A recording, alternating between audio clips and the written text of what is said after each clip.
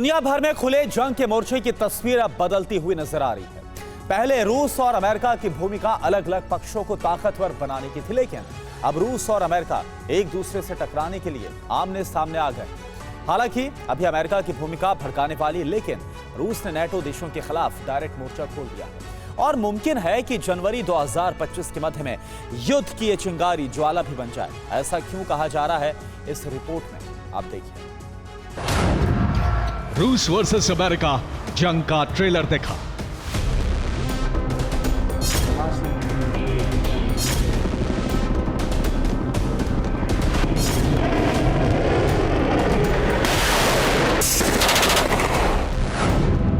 Biden तैयार, जंग को मिला विस्तार।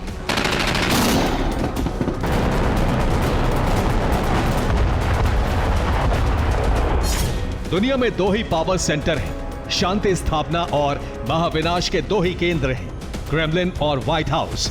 इनके बीच अगर कोई सहमति बनती है तो शांति स्थापित होती है, और अगर इन दो केंद्रों के बीच टकराव की स्थिति बनती है तो दुनिया में बारूदी तबाही मचती है।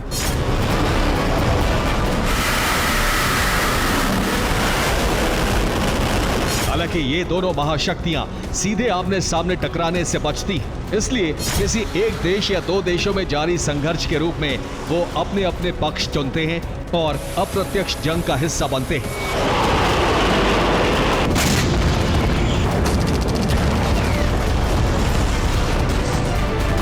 लेकिन हालात इस बार बिल्कुल बदले हुए हैं। जिन चार केंद्रों में इस समय बारूदी तबाही जारी है, उनमें सिर्फ दो ही ऐसे हैं जहां रूस और अमेरिका की भूमिका अप्रत्यक्ष है, लेकिन यूक्रेन और सीरिया में प्रत्यक्ष भूमिका पूरी दुनिया देख रही है।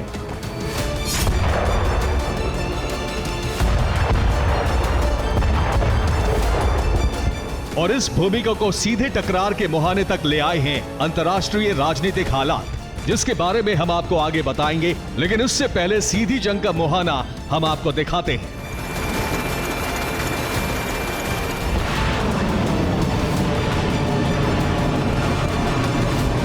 ये वीडियो रूस की उसी एक्सरसाइज का है जिसमें 1000 से ज्यादा सैनिक शामिल हुए।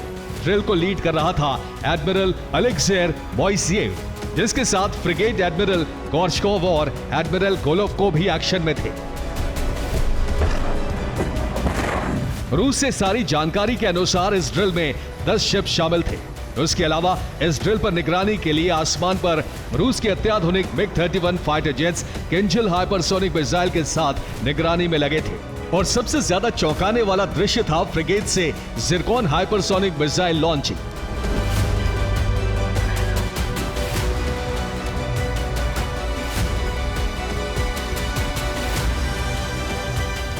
वहीं तट पर पोर्टेबल बैस्टियन तटीय मिसाइल सिस्टम ने भी अपनी तैयारी दिखाई और रूस की हाइपरसोनिक मिसाइल जिरकॉन ने आर्टिफिशियल टारगेट को सटीक निशाने के साथ पलक झपकते ही नष्ट कर दिया।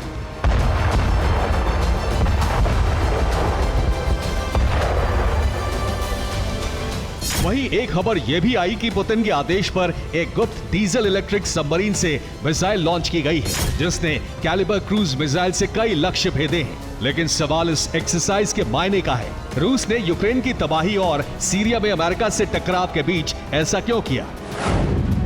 क्या पुतिन ने नेटो के खिलाफ जंग का ऐलान कर दिया, या फिर रूस अब सीधे अमेरिका के साथ जंग की तैयारी कर रहा है?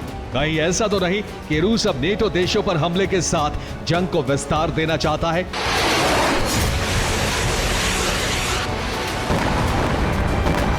दूसरे शब्दों में कहें तो क्या रूस विश्व युद्ध की चिंगारी भड़काकर जंगी ज्वाला में पूरी दुनिया के लिए युद्ध संकट खड़ा करने वाला है?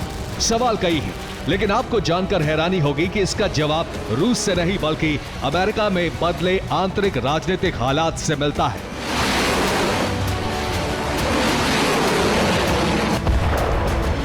दरअसल रूस के आक्रामक रुख में अमेरिका का मुख्य रोल है, और रोल इसलिए है क्योंकि अमेरिका में इस समय सत्ता परिवर्तन का समय नजदीक है। यानी अमेरिका में सत्ता परिवर्तन से होने वाले वैश्विक बदलाव को रोकने की कोशिश हो रही है, और ये तभी संभव है जब युद्धग्रस्त क्षेत्रों के हालात बिगड़ जाएंगे। इसका मतलब है कि अमेरिका में दो पार्टियों के बीच जारी राजनीतिक संघर्ष ही दुनिया में बारूदी तबाही का कारण है, जिसके संकेत यूक्रेन की बारूदी पृष्ठभूमि से मिलते हैं। जिससे पता चलता है कि दरअसल नेटो के खिलाफ जंग छेड़ने के लिए रूस को भड़काया जा रहा है।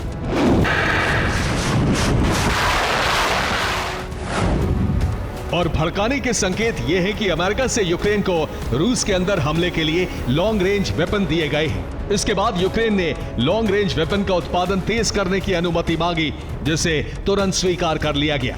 वहीं रूस से जब्त की गई संपत्तियों को यूक्रेन को देने की तैयारी भी अमेरिका ने कर ली है। और सबसे अहम है यूक्रेन को नेटो की सदस्यता, जिसे देने की तैयारी भी शुरू हो चुकी है।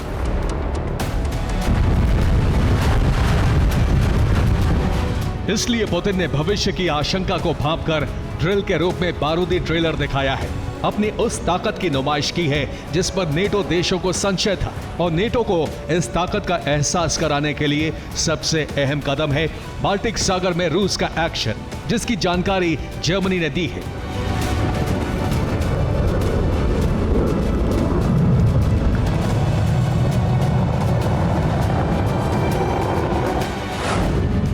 खबर यह है कि बाल्टिक सागर के ऊपर जर्मनी सेना का टोही हेलीकॉप्टर गश्त के लिए तैनात किया गया था, लेकिन इसी हेलीकॉप्टर पर एक रूसी जहाज की एंटी एयरक्राफ्ट गन से गोलीबारी हुई। हालांकि रूस की तरफ से इसे चेतावनी सिग्नल बताया गया।